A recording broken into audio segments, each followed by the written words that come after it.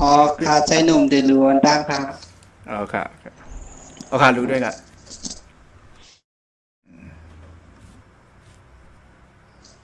อ๋อลูกลูกรักพ่อแม่พ่อแม่พ่อแม่ท่านรักลูกมาก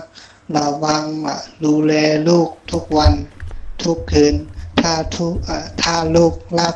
และนับถือพ่อแม่ไม่ไม่ดื้อดึงต่อพ่อแม่จึงจะชื่อว่า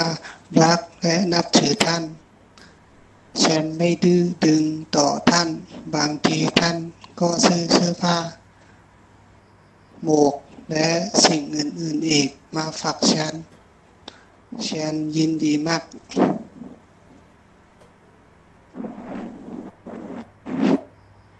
พ่อแม่พูดกับพ่อแม่พูดกับฉันว่าฉันรักและนับถือพ่อแม่ดีกริยาวาจาดีกริยาวาจาก็ดีกิริยาวาจาก็ดีน่าดูน่ารักว่าก็ง่ายมีดื้อดึงและรู้จักรับสิ่งที่ดีที่สะอาดโตขึ้นจะดีมากจะมีผู้รักและนับถืออ๋อค่ะยินจงค่ะได้ดูแทงค่ะยิงหมูเงินครับปุ๊บยิงหมูเงินอ๋อค่ะอ๋อค่ะลูกรักพ่อแม่ท่านรักลูกมากละวังดูแล ระวังดูแลทุกวันทุกคืนถ้าลูกรักและนับถือพ่อแม่ไม่ตื้อดึงต่อพ่อแม่จึงจะชื่อว่ารักและนับถือท่าน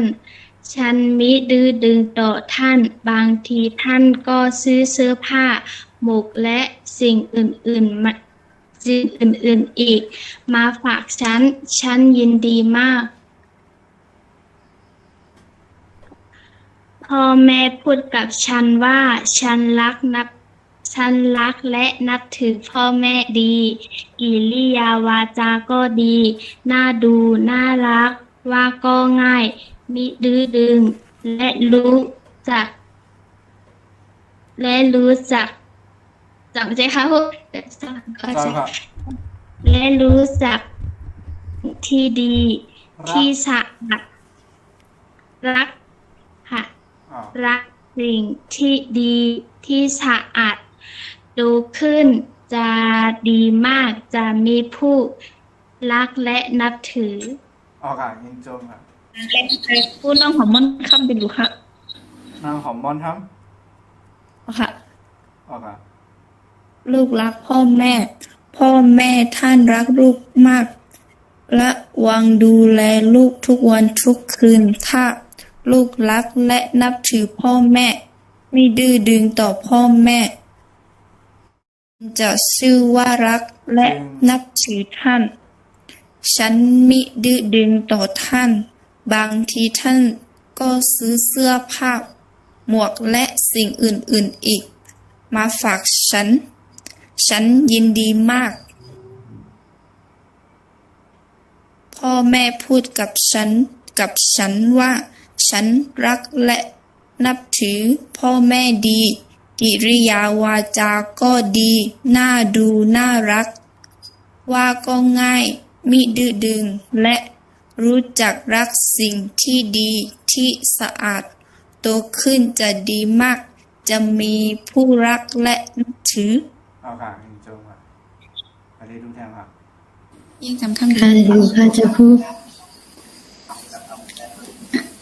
ค่ะลูกรักพ่อแม่ท่านรักลูกมาก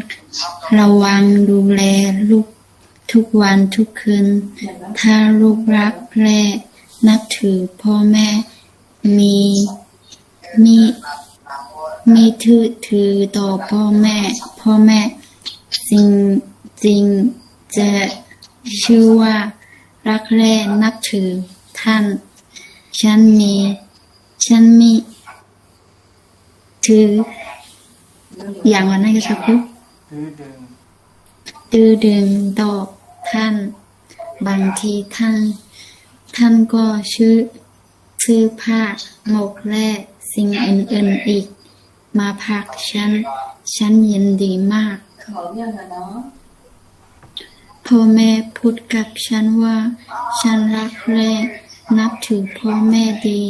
กิริยาวาจาก็ดีน่าดูน่ารักว่าก็ง่ายมีดื้อๆและรู้จักรักสิ่งที่ดีที่จะอาจโตขึ้นจะดีมากจะมีผู้รักและนับถือค่ะ ค่ะยินจงอ่ะพายคะแนนชื่อว่าค่ะ หมวยนนท์ค่ะ นวลโอค่ะแทงกองอ่ะ ยิ่งสำคัญเดี๋ยวว่าได้ค่ะเจ้าคุณค่ะ โอค่ะ ลูกรักพ่อแม่ พ่อแม่ท่านรักลูกมาก ระวังดูแลลูกทุกวันทุกคืน ถ้าลูกรักและนับถือพ่อแม่ มีดื้อดึงต่อพ่อแม่ จึงจะชื่อว่ารักและนับถือท่าน ฉันมีดื้อดึงต่อท่าน บางทีท่านก็ซื้อเสื้อผ้าและหมวกสิ่งอื่น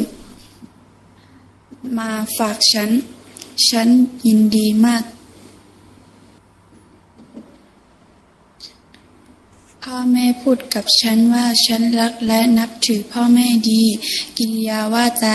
ก็ดี น่าดูน่ารักว่าก็ง่ายมีดื้อและรู้จักรักสิ่งที่ดี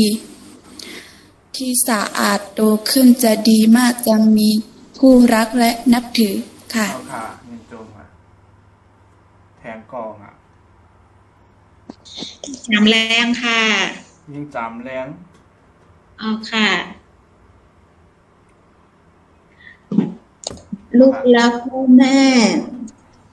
พ่อแม่ท่านรักลูกมากระวังดูแลลูกทุกวันทุกคืน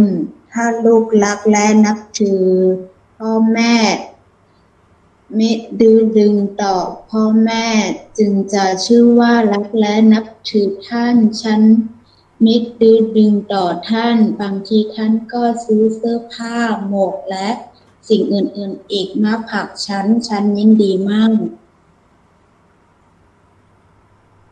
พ่อแม่พูดกับฉันว่าฉันรักและนับถือพ่อแม่ดี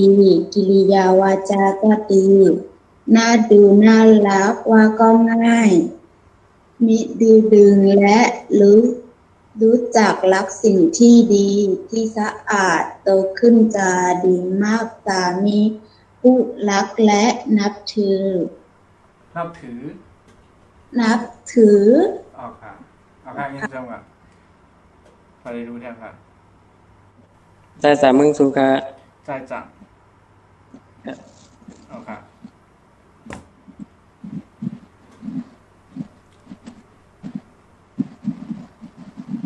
ลูกรักพ่อแม่ท่านรักลูกมาก เราระวังดูแลลูกทุกวันทุกคืน ถ้าลูกรักและนับถือพ่อแม่มีดื้อดึงต่อพ่อแม่จึงจะชื่อว่ารักและนับถือท่าน ฉันมีดื้อดึงต่อท่านบางทีท่านก็ซื้อเสื้อผ้าหมวกและสิ่งอื่นอีกมาฝากฉันยินดีมากพ่อแม่พูดกับฉันว่าฉันรักและนับถือพ่อแม่ดีกิริยาวาจาก็ดีน่าดูน่ารักว่าก็ง่ายมีดื้อดึงและรู้จักรักสิ่งที่ดีที่สะอาดโตขึ้นจะดีมากจะมีผู้รักและนับถือ เอาค่ะยินจงอ่ะ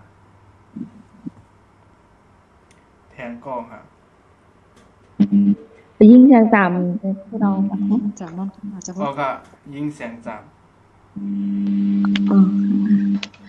ลูกรักพ่อแม่ พ่อแม่ท่านรักลูกมากระวังดูแลทุกวันทุกคืน ถ้าลูกรักและนับถือพ่อแม่มิดื้อดึงต่อพ่อแม่ จึงจะเชื่อค่ะนั่นจ้ะพ่อ ชื่อ จึงจะชื่อว่ารักและนับถือท่าน ฉันมิดื้อดึงต่อท่านบางทีท่านก็ซื้อเสื้อผ้าหมวกและสิ่งอื่นๆอีกมาฝากฉันยินดีมากพ่อแม่พูดกับฉันว่าฉันรักและนับถือพ่อแม่ดีกิริยาวาจาก็ดีน่าดูน่ารักว่าก็ง่ายมิดื้อดึงและรู้จักรักสิ่งที่ดีที่สะอาดโตขึ้นตาดีมากจะมีผู้รักและนับถือเอาค่ะยินจมค่ะแทงสองก้อค่ะน้องนนท์ได้ว่าได้ค่ะคุณ น้องโนนเอาค่ะ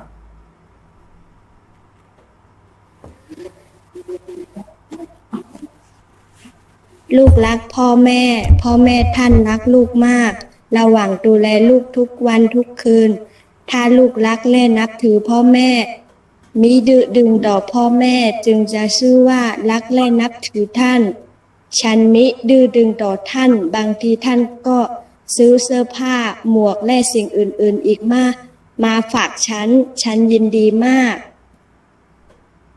พ่อแม่พูดกับฉันว่าฉันรักและนับถือพ่อแม่ดีกิริยาวาจาก็ดีน่าดูน่ารักว่าก็ง่ายมิดื้อดึงและรู้จักรักสิ่งที่ดีที่สะอาดโตขึ้นแต่ดีมากจะมีผู้รักและนับถือค่ะเอาค่ะยินจมค่ะแทงก้อค่ะก้อเล่นสุดค่ะก้ออ่านกันดีเลยเล่นสุดเลยมันครับไหนโอเคกินข้าวถึงแล้ว เก่งคำเอาค่ะอ๋อค่ะลูกรักพ่อแม่ท่านรักลูกมากระวังดูแลลูกทุกวันทุกคืนถ้าลูกรักและนับถือพ่อแม่มิดื้อดึงต่อพ่อแม่จึงจะชื่อว่ารักและนับถือท่านฉันมิดื้อดึงต่อท่านบางทีท่านก็ซื้อเสื้อผ้าหมวกและสิ่งอื่นๆอีกมาฝากฉันยินดีมากพ่อแม่พูดกับฉันว่าฉันรักและนับถือพ่อแม่ดีกิริยาวาจาก็ดีน่าดูน่ารักว่าก็ง่ายมิดื้อดึงและรู้จักรักสิ่งที่ดีที่สะอาดโตขึ้นจะดีมากจะมีผู้รักและนับถือท่านนับถืออ๋อค่ะยินจมค่ะเอาค่ะตอนคำได้นี่ก็พยายามเอาค่ะก็เป็นอันเตรียมทนเย้าตูกับเย้าเนี่ยอันหรือที่นั่นก็การคำว่าหาอันกันข้าจะเลยว่ากูก็ค่ะเนาะ